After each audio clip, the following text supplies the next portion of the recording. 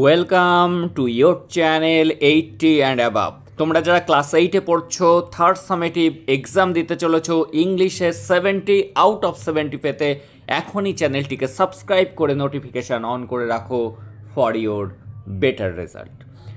আজকে day 3 class, যারা day 1 day 2 দেখোনি অবশ্যই দেখে নিও, প্লে লিস্ট করা আছে, সেখানে গিয়ে পরপর ক্লাস দেখতে পারবে। দেখো, আজকে সিন প্যাসেজ থেকে গুরুত্বপূর্ণ কোশ্চেন এবং আনসার নিয়ে আমরা আলোচনা করব। দেখো, প্রথমে আমরা সিন প্যাসেজটি আগে পড়ে নেব। দেখো, in 1920 when I was still only 3, যখন লেখক অর্থাৎ ন্যারেটর বলছেন যখন মাত্র 3 বছর বয়স আমার, মাই মাদার্স এল্ডেস্ট চাইল্ড, আমার মায়ের বড় মেয়ে, মাই ওন সিস্টার, আমার নিজের বোন, অ্যাস্ট্রি ডায়েড ফ্রম অ্যাপেন্ডিসাইটস। তাহলে যখন অ্যাস্ট্রি মারা গেল অ্যাপেন্ডিসাইডে, তখন ন্যারেটরের বয়স কত ছিল? বয়স ছিল 3 বছর। সালটা ছিল 1920। She was 7 years old when she died, যখন এই অ্যাস্ট্রি মারা গেল তখন তার বয়স ছিল 7 বছর। তাহলে লেখিকার বয়স ছিল 3 বছর আর অ্যাস্ট্রির বয়স ছিল 7 বছর। Astri was far and away my father's favourite, সব থেকে প্রিয় সন্তান ছিল অ্যাস্ট্রি আমার বাবার। হি অ্যাডোর্ড হার বিয়ন্ড মেজার্স, সে তাকে খুব ভালোবাসত, যেটা মেজার করা যাবে না, মেপে বোঝানো যাবে না। অ্যান্ড হার সাডেন ডেথ, তার এই মৃত্যু, হঠাৎ মৃত্যু, অকাল প্রয়াণ অ্যাস্ট্রির, left him literally speechless for days afterward. এবং এই যে তার এই যে হঠাৎ মৃত্যু, লেখকের বাবাকে একদম বাকরুদ্ধ করে দিয়েছিল। পরবর্তী দিনগুলিতে সে কিন্তু একেবারে বাকরুদ্ধ হয়ে গিয়েছিল। তাহলে যদি আসে অ্যাস্ট্রির ডেথ তার উপর কী প্রভাব ফেলেছিল? তিনি বাকরুদ্ধ হয়ে গিয়েছিলেন। And was so overwhelmed with grief, এবং শোকে এতটাই বিহ্বল হয়ে গিয়েছিলেন, that when he himself went down with pneumonia. তাহলে এই ন্যারেটরের বাবার যে রোগটি হয়েছিল সেটা কি? নিউমোনিয়া। যখন তিনি নিউমোনিয়াতে আক্রান্ত হলেন, a month and so afterwards he did not much care whether he lived or died, যখন তিনি এতটাই শোকে বিহ্বল হয়ে গিয়েছিলেন, তিনি যখন নিউমোনিয়াতে আক্রান্ত হলেন তখন তিনি এইসব কেয়ারই করছিলেন না যে তিনি বাঁচবেন কি মারা যাবেন।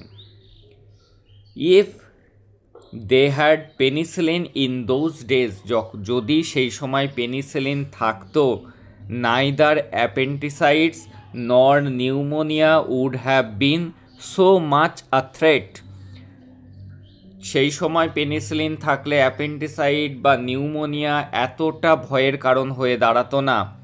But with no penicillin or any other magical antibiotic cures, কিন্তু সেই সময় পেনিসিলিনও ছিল না, কোনো ধরনের ম্যাজিক্যাল অ্যান্টিবায়োটিকও ছিল না যেটা রোগ সারাতে পারে। নিউমোনিয়া ইন পার্টিকুলার, বিশেষ করে নিউমোনিয়ার ক্ষেত্রে, was a very dangerous disease, pneumonia বিশেষত খুবই মারাত্মক রোগ ছিল, ইনডিড বাস্তবিকই। The patient had to fight to survive, পেশেন্টকে, রুগীকে যুদ্ধ করতে হতো, লড়াই করতে হতো বাঁচার জন্য।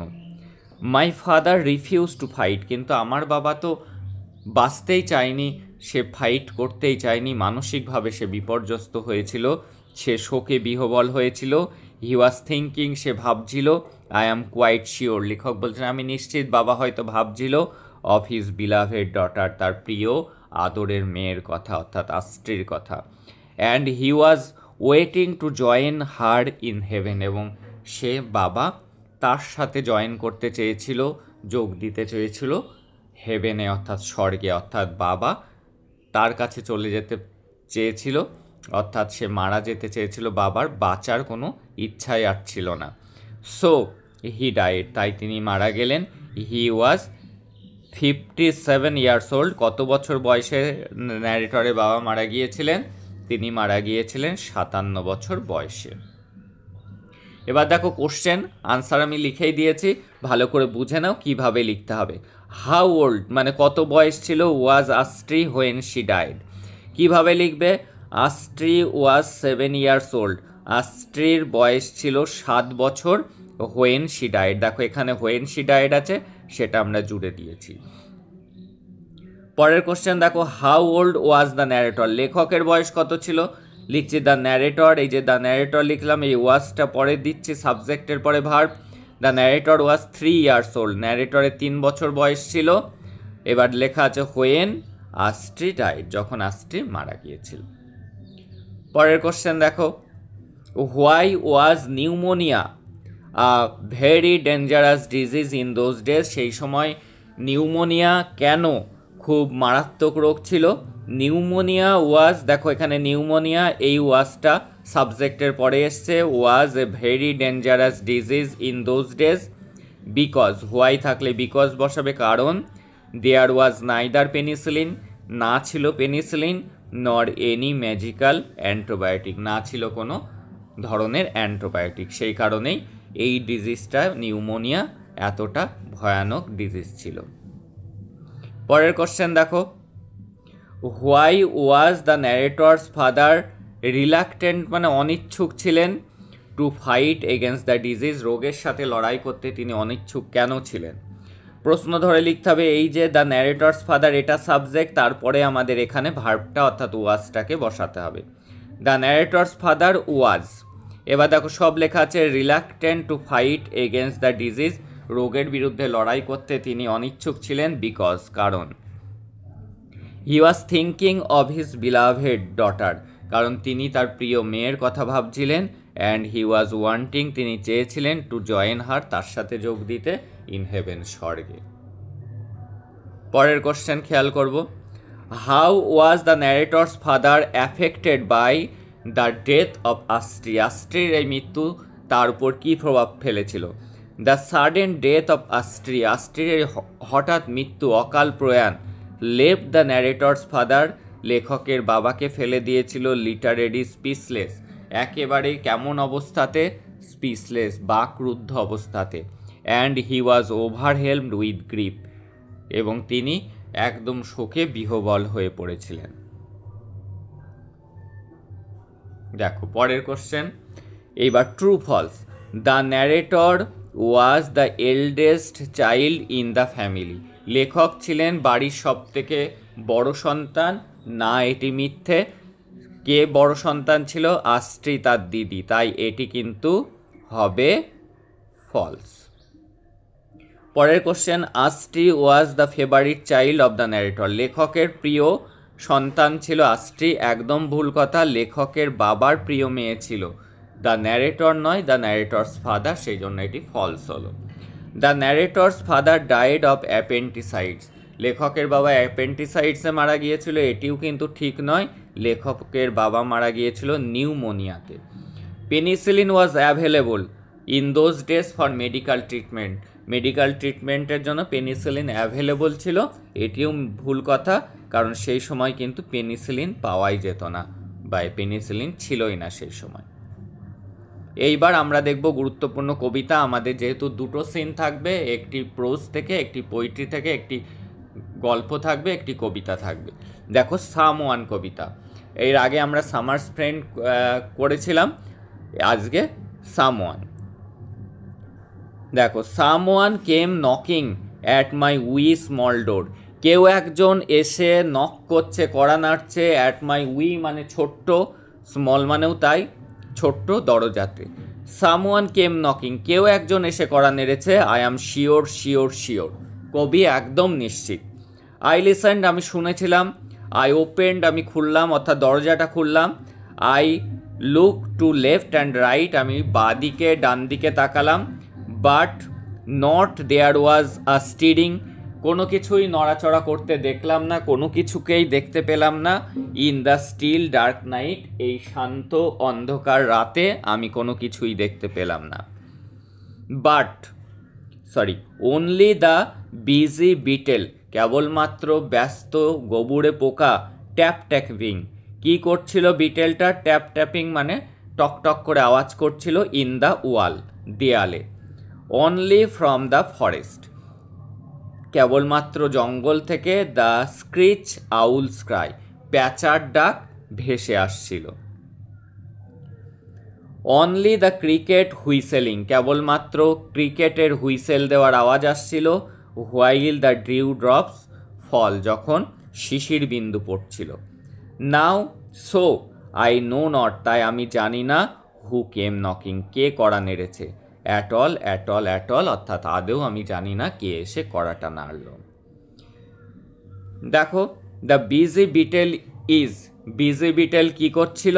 বিজি বিটেল ট্যাপ ট্যাপিং, সে কি করছিল? সে টক টক করে আওয়াজ করছিল। এই দেখো, এটি লিখতে হবে ট্যাপ ট্যাপিং ইন দ্য ওয়াল, সে কিন্তু ওয়ালে টক টক করে আওয়াজ করছিল। পরের question, the owls, the screech owls call is coming from, কোথা থেকে আসছে? কোথা থেকে আসছে আমরা দেখে নিই আর একবার।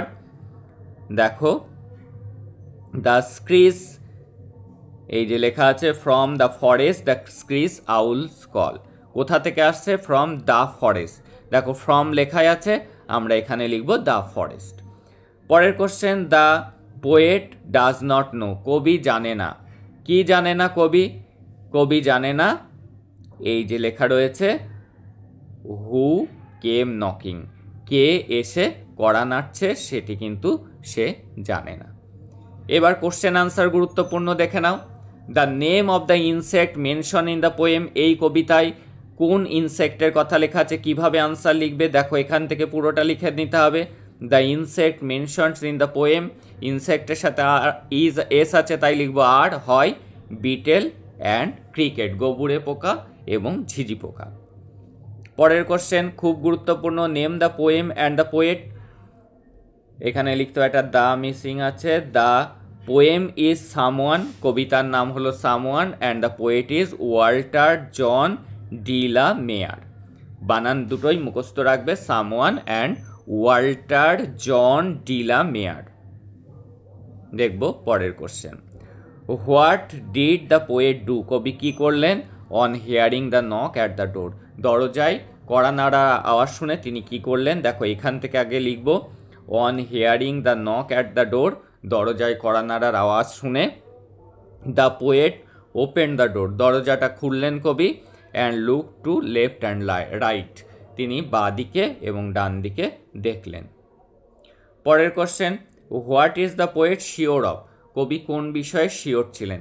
The poet is sure that someone came knocking, কেউ একজন এসে কড়া নেড়েছে। অ্যাট হিজ স্মল ডোর, তার ছোট্ট দরজাটিতে। পরের question, why did the speaker look to left and right, কেন বক্তা বাঁ দিকে এবং ডান দিকে তাকালেন? দ্য স্পিকার লুকড, দেখো কোশ্চেন ধরে লিখছি, দ্য স্পিকার ডিড থাকলে জানবে যে ভার্বের সাথে ইডি যোগ করতে হয়। দ্য স্পিকার, তাই লুকড লেখা হয়েছে to left and right, because, কারণ, হি ওয়ান্টেড টু নো, তিনি জানতে চেয়েছেন, who came knocking at his small door, কে এসে তার ছোট্ট দরজাতে কড়া নাড়ছে সেটি তিনি জানার জন্যই কিন্তু ডান দিক এবং বাঁ দিকে তিনি তাকিয়েছেন। তাহলে বুঝলে কিভাবে কোশ্চেন ধরে আনসার লিখতে হবে। পরপর গুরুত্বপূর্ণ ক্লাসগুলি আসছে, সেগুলিকে যদি ধারাবাহিকভাবে তোমরা দেখে যাও তাহলে গ্রামার, সিন, আনসিন, রাইটিং সব কিছুতেই কিন্তু তোমরা ভালো ফল করতে পারবে। দ্যাটস অল টুডে, দেখা হচ্ছে পরের ক্লাসে। আগের ক্লাসগুলো যারা দেখোনি তারা অবশ্যই ক্লাসগুলিকে দেখে নাও যদি থার্ড সামেটিভ এক্সামে ভালো রেজাল্ট করতে চাও ইংলিশে।